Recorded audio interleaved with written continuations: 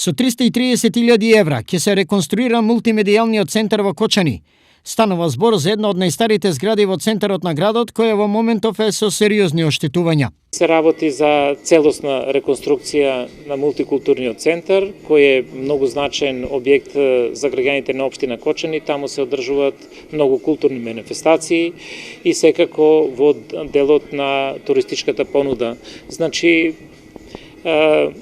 со реконструкцијата Кочани ќе добие еден нов, модерн објект, каде што ќе бидат сместени повеќе вакви граѓански иницијативи, граѓански здруженија. Средствата се обезбедени преку ИПА програмата за меѓугранична соработка во вкупна висина од 562.000 евра.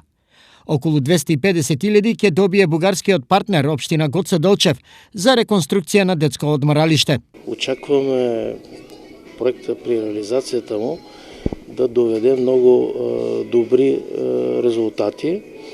При нас специјално ще бъде ремонтирано детско одморалиште, което ще се използва за културна и младежка дейност, както и за туристическо представяне на региона на Гоце Делчев. Намира се в една от най-хубавите планини на Балканите, Пирин планина, в нашата община, и в една от хубавите местности, најхубавите местности Попови ливади или Папасчер. Дека станува збор за два сериозни проекти, потврдува и председателот на Советот на градоначалници на Источниот плански регион, Благој Бочварски.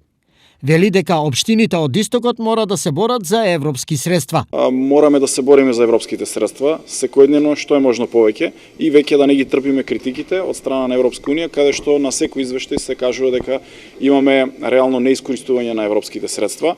На мене ми е драго, јас сум на седниците на Источен плански регион веќе 2 години присутен и гледам дека таму градоначалниците се борат за проекти, имаат проекти. Освен Кочани, европски пари од истата програма доби и Штип. Со 185.000 евра, тука ќе се конзервира црквата Свети Власие.